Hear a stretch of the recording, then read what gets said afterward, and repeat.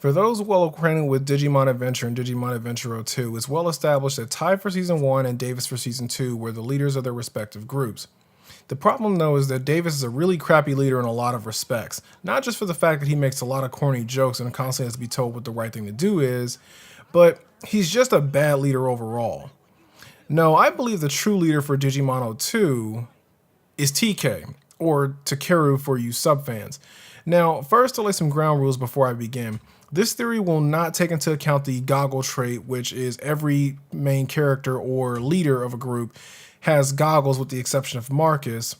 Also, I will not be counting megaforms for two reasons. Reason number one being that the movies and Adventure Try has shown that TK and Patamon are strong enough to reach Mega level. And number two, the Mega rule kind of goes out the window after Season 3, since with the exception of Frontier, everyone is capable of reaching Mega level. Now that that's out of the way, let me dive into this. So to start, TK was part of the second set of Digidestined, so that's a spoiler alert for anyone who has not seen Adventure Try. This group was led by Tai Kamiya. During their travels and during Adventure 1, we see TK as one of the younger kids and thus somewhat of a minor part of the team.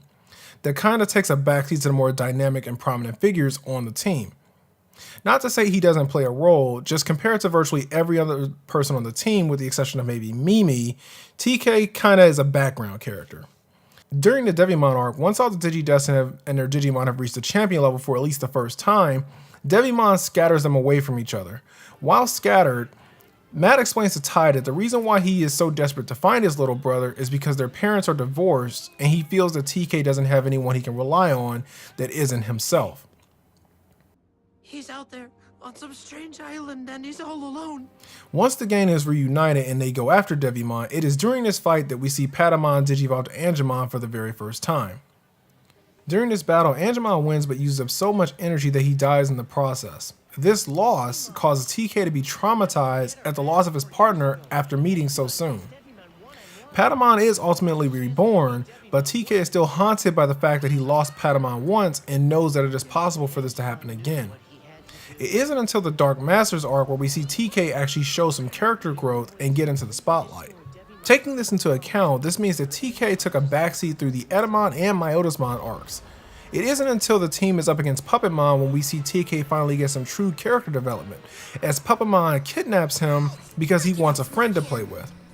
During this time, it's clearly displayed that TK is the more mature of the two, which means that not only has he been in the shadow of the other characters, but he was actually watching and learning and growing during this time. I'll protect you no matter what happens.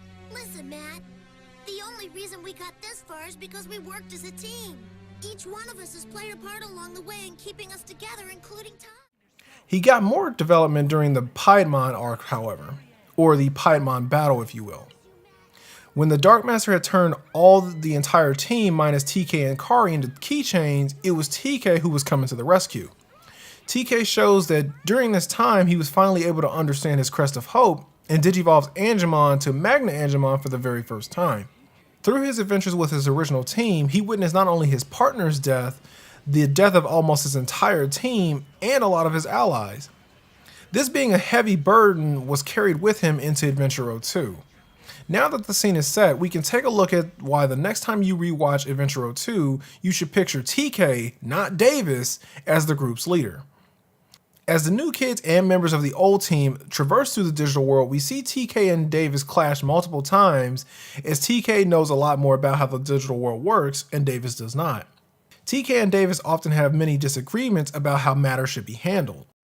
Yeah, I'm not so sure, guys. What makes you think we'll be able to defeat Ken and Metal Greymon? What makes you think we can't? Who asked you?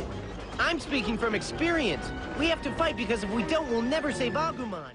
Through the Digimon Emperor arc, we see that TK is constantly disgusted, if not outright angered, by how the Emperor mistreats the Digimon in the digital world. As we learn that Ken is the Digimon Emperor, the team prepares to face off against him for one final time, at which point TK learns that Ken has been using Devimon's old data to make his ultimate creation, Chimeramon.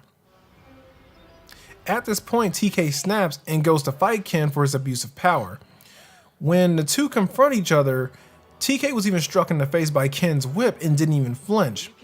Ken is left dumbfounded by this action, We come to learn that Ken's actually upset and trapped in his despair from his loss of his brother Sam. The despair Ken had faced was so strong that he was able to be sent to the Dark Ocean by Oikawa, a place that we see in episode 13 when Kari ends up there. Now, after all that, what does this have to do with TK being the leader? Well, that's the point. It has a lot, if not everything, to do with TK. After Ken begins to repent for his actions as the Digimon Emperor, he begins to fall deeper into his despair and constantly is haunted by his darkness as well. Well, consider this. The opposing force to despair is hope. TK's crest embodies this. And the opposite of darkness is light, which is what Kari embodies, which is a really good segue as to explain why TK and Kari were the ones who were carried over to Digimon 02 besides just their age. With this said, TK and Kari are prime candidates to be senior members of the team, but often are called and fall by the wayside to the new characters. But it's how TK handles every situation throughout the rest of the season that really makes him stand out as the group's leader.